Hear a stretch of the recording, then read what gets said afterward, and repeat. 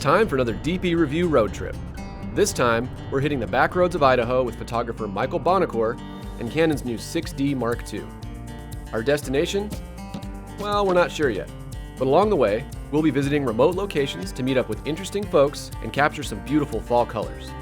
From the open road to the end of the road, buckle up and join us for Michael Bonocore's Idaho.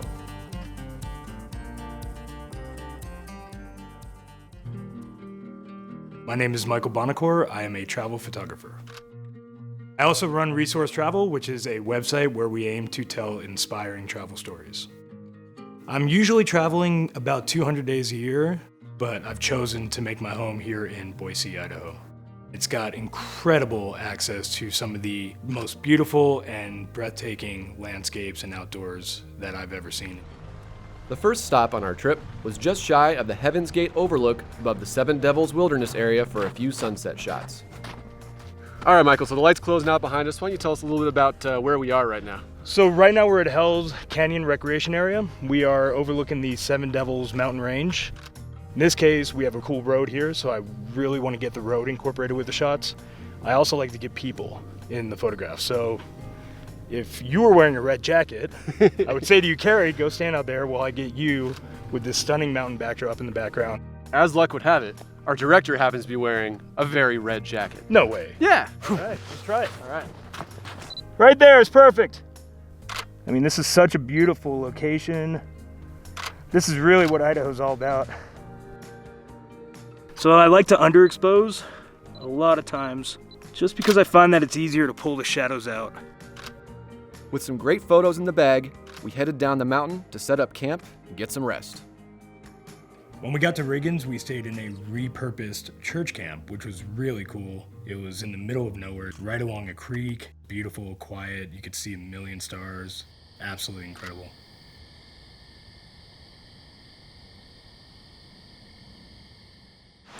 Percolator coffee.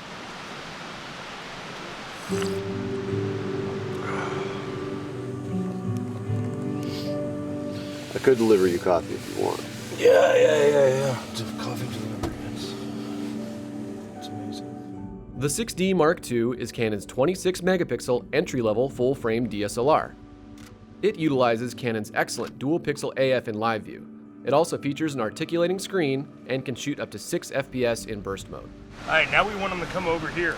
Okay. Yeah, good boys. Guess we overstayed our welcome. Once we left Riggins, we continued north, where we hit the Whitebird Overlook. One of my favorite locations in all of Idaho to photograph, especially in the winter. It overlooks this entire valley, and it seems to go on for miles. So we got Zach up there, our buddy Zach. I really want to get this compressed shot with the 85, make it a little scary. He looks more comfortable standing on that rock than I did, I will say. Yeah. Kind of got a little bit of vertigo in us. He's younger, I think. I didn't know what I was missing in life without a touchscreen. Yeah, see, You just didn't look right up there. No.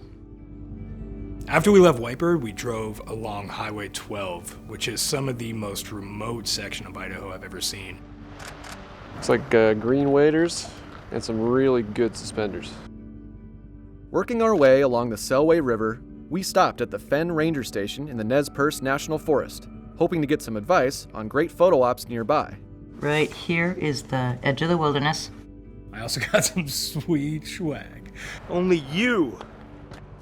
The Rangers pointed us to the Split Creek Trailhead, which featured a footbridge before a hike to a viewpoint. For me, the most fun I have on these road trips is campfires. Drinking a couple good beers, eating some great food, listening to great music, soaking in the stars. That's what road trips are all about.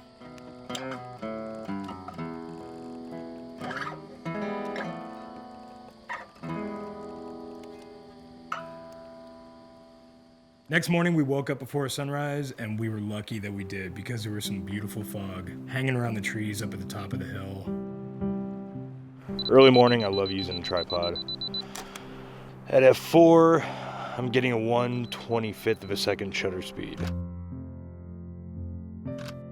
Yeah, so we're going to set up an interval timer here. We are going to try to do our best to have a slow enough shutter speed to kind of blur that motion of the fog, blur the water in the foreground just a little bit.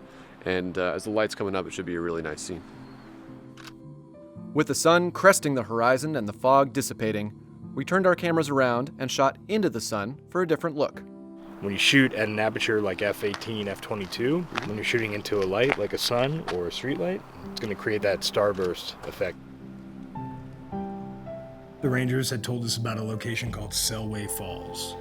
We thought we knew how to get there, and we wound up getting lost. I don't know what this symbol means. I think that's Ranger Station. That's Ranger Station. What's this Yeah. square with a circle in it symbol? I think that's a center point metering book. When we finally found it, we actually wound up taking some really cool shots. It's a beautiful location. No one else for miles. My preferred shutter speed for when I'm shooting moving water is around 0.8 of a second, maybe a second. It gives me the slow motion effect, but not too slow.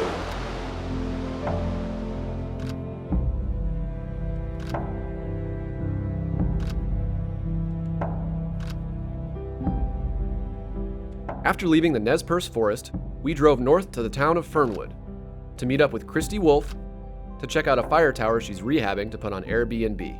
Morning. It was really cool. Bright red, in the middle of nowhere among all these giant trees.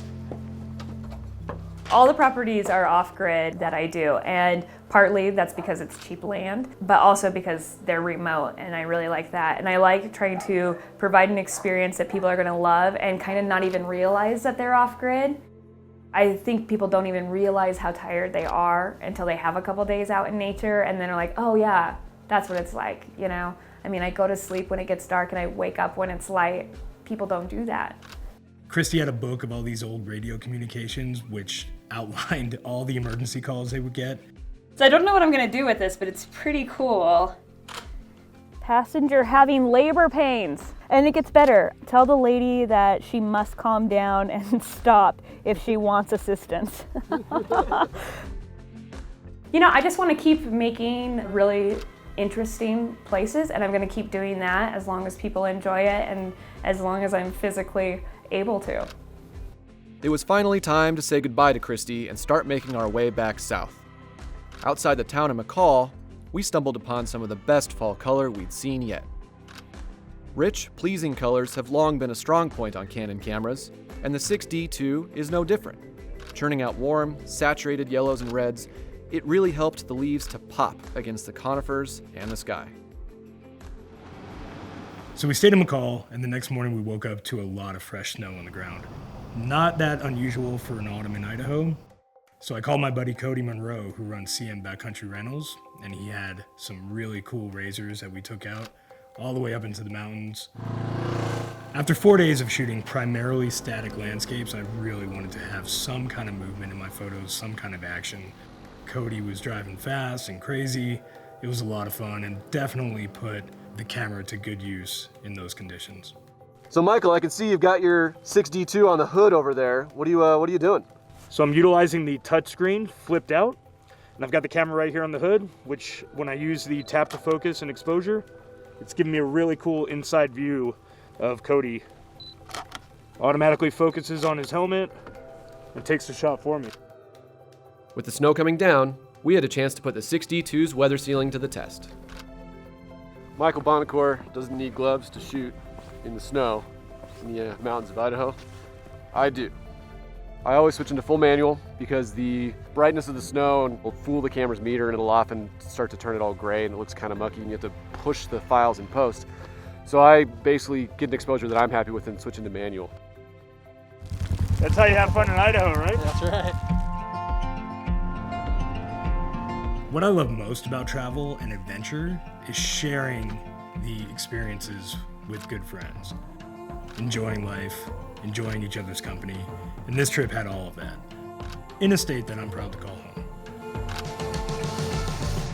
Road tripping through Idaho with Michael was an unforgettable experience. From small towns to towering peaks and everything in between, the natural beauty of Idaho shined through in each and every image we captured. Until next time, I'm Carrie with DPReview.